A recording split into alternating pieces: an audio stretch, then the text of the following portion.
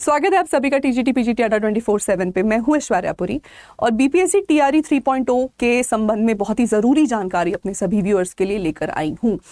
ये एग्ज़ाम जो हाल फिलहाल में 20, 21, 22 जून के अराउंड कंडक्ट होना था, इस एग्जामिनेशन पर स्टे लगा दिया गया है।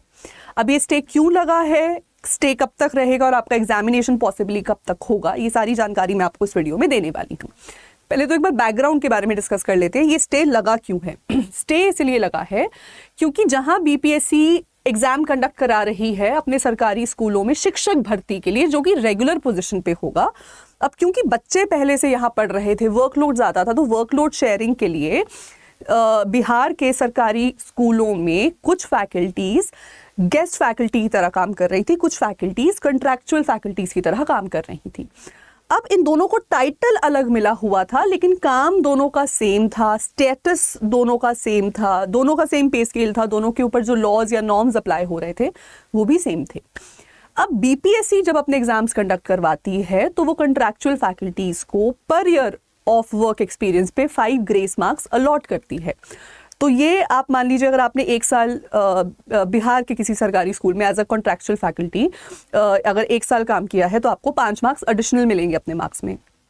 आपने अगर 5 साल काम किया है तो आपको उसके 25 मार्क्स मिलेंगे, तो उससे ऊपर नहीं मिल सकते। 5 साल तक का आपके ऊपर इसका एक कैप है, एक विंडो आपको दिया हुआ है। 25 मार्क्स से ऊपर आपको ग्रेस नहीं मिल सकते थे।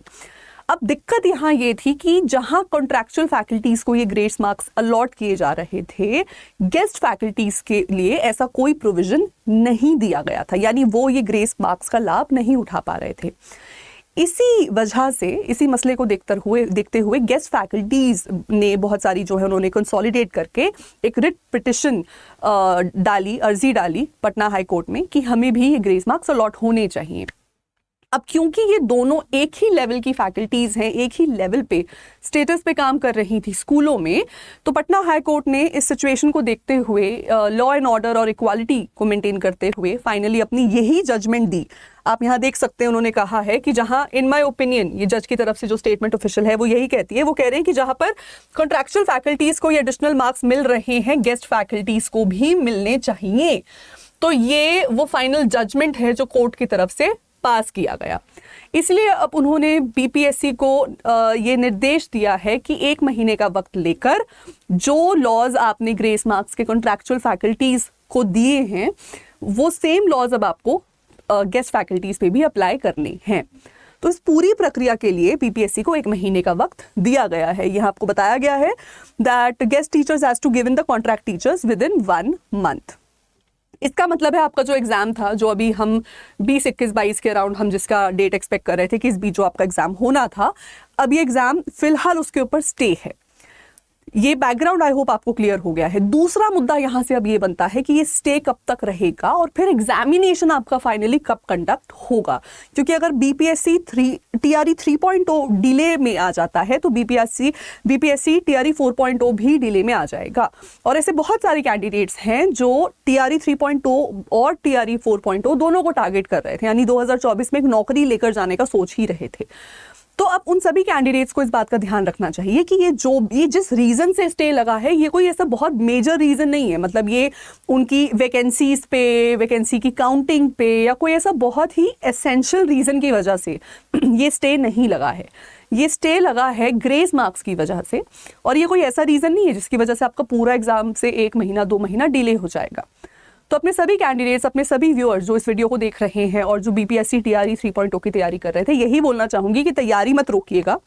ये एग्जामिनेशन जो हम towards the end of June expect कर रहे थे होना था 20, 21, 22 के अराउंड, ये मैक्सिमम से मैक्सिमम हो सकता है हफ्ता आगे चला जाए, 8 दिन आगे चले जाए, 10 दिन आगे चले जाए। तो जुलाई तक की भी आशंका नहीं है, जून तक में ही ये एग्ज़ाम हो जाना चाहिए।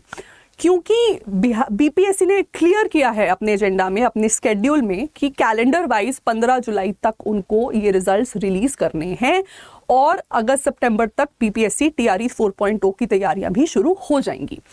तो वो पूरा कैलेंडर ही खराब हो जाएगा, गड़बड़ा जाएगा अगर यहाँ पे कोई डिले आए, और डिले का यहाँ कोई बड़ा ऐसा कोई कारण है नहीं।